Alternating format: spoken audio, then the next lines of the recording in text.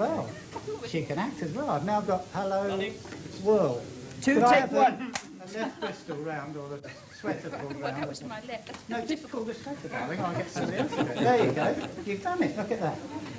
Fantastic. H is disappearing. And Diana, forward and into Busby. And now at me, lovely big smile. If you put your hand on me, she won't put it on my shoulder. There you go. That's it, like that. Okay. And everybody bunching in together. Big The grins. star of the show, right in the foreground. Can you go up a little bit? Have you got any back to go up? No? Like that. That's all right. You've done it. About 10 seconds, I could. Right. Girls, boys, here we go. That's a super picture. Now, it relies on this great big grins and smiles.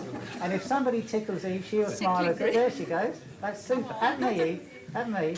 I will. Fantastic. I'm trying to think of Number, something the funny. peak of Diana. 2, Lovely take big 2. smile. That's super. And Eve, here we go. At me, darling. Yes. Good. Well done. I'm trying to think of something terribly funny. So am I. Oh, well, just think about losing a How about the finisher. Irish going to sawed off the wrong end of his shotgun? Ah, no. Before I know. And again. 2, take 3. And again. That's super. Now, Busby down a little bit, please. Fine. Here we go, once again. Great big smiles, lots of laughs. Good. You should do it a bit Fantastic. sooner. It comes What out. we're going to do now is exactly the same, but colour. So if you'll just stay there for 1 minute. We need this. 2, take 4. These shots for black and white. So Eve, if you'll come in a little closer, shoulders round. Now leaning forward, gentlemen, much closer. This is the only time you're going to be really close to them. Diana, I think your hair at the side here, darling, could go back slightly. That's fine. The guy at the back, could you lean, and your headphones, just pull them up so that I can see them. That's super. Now, can we look straight into the camera? Lovely big smiles. That was tremendous, but one guy at the back not smiling. So once again, there we go. Fantastic you are. Oh, this is really... And Eve, once more, the big smile, darling. Can we cut there just a moment? You're getting a bit restless. Running. 3, take 1. Diana. Right, action. Diana, Eve, I'd like to show you the radio telephone section here. This console is operating on... Running. 3, take 2. Right. Calling Portishead Radio. Say again, please. Diana, Eve, I'd like to introduce you to the radio telephone operator here, Phil Lewis. Phil, this is Diana Thomas Ellen and Eve Bowl. They're engaged in the transatlantic race. Perhaps you'd like to show them a bit of what you've got. Indeed, yes. If you'd like to come around this side, perhaps you'll be able to see more clearly. Okay. 4, take 1. This is one of our new radio telephone operating consoles, and on one of these consoles in this room, we shall be receiving you when you call us from time of the day. 5, take 1. The panel over here gives us complete access to telephone lines. We have private wires that are attached to the Continental and International Exchange in London, which give us assistance to overseas destinations. We can in fact operate 2 calls simultaneously using the second bank of switches.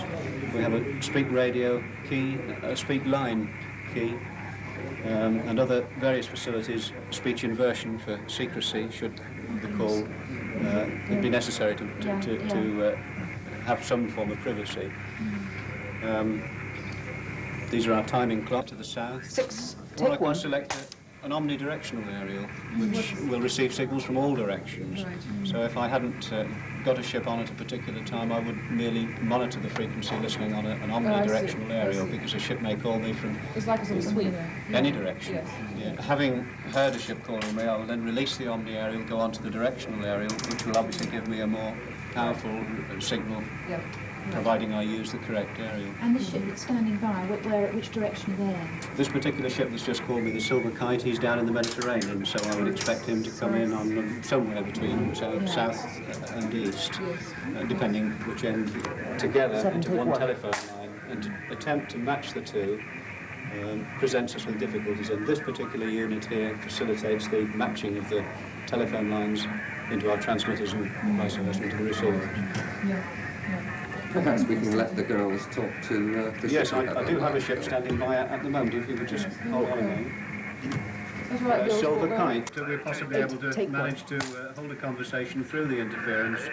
I have next to me at the moment Diana and Eve, two young ladies who are going to sail the North Atlantic in a few weeks' time, and they are in fact sponsored by the British Post Office, and perhaps you'd like to have a few words with them.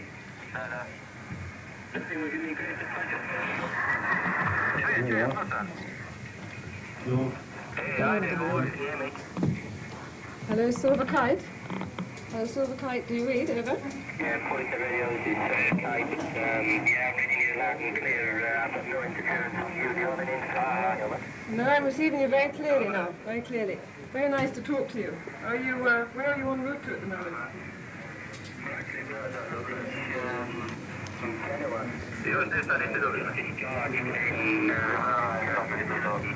And we are going to load a car for Avon. I see, yes. We're still getting interference, but I can just hear you. We're setting off on June the 6th for the transatlantic race. 9, take 1. Sorry. Tell them the name of your boat. Sorry, Silver Kite, I didn't receive you. Could you repeat that?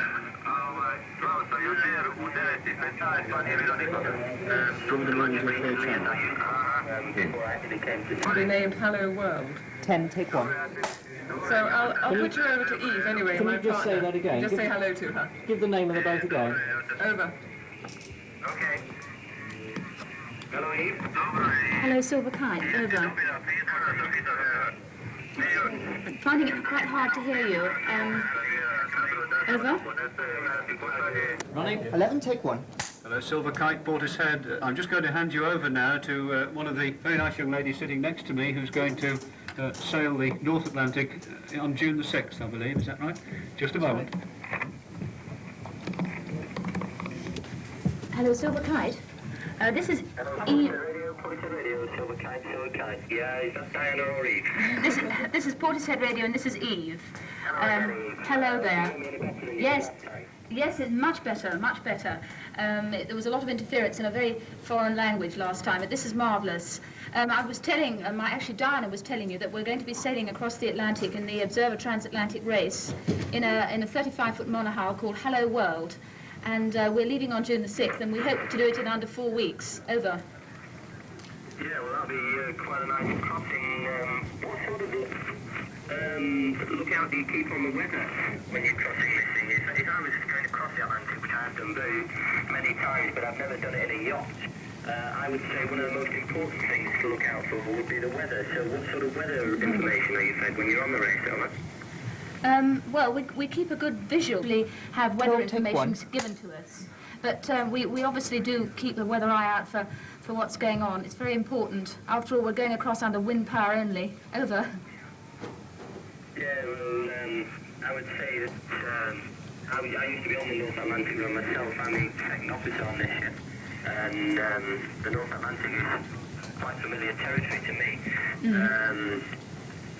But if you keep a monitor on Portishead channel, you might just by a bit of luck hear somebody else going through to Bracknell and asking for a North Atlantic weather report, which I suppose is owned by every other competitor as well. That's right, yes, very cunning suggestion there. Would you like to just have a quick word with Diana, who's coming with me? Hold on, I'll pass you over. Over.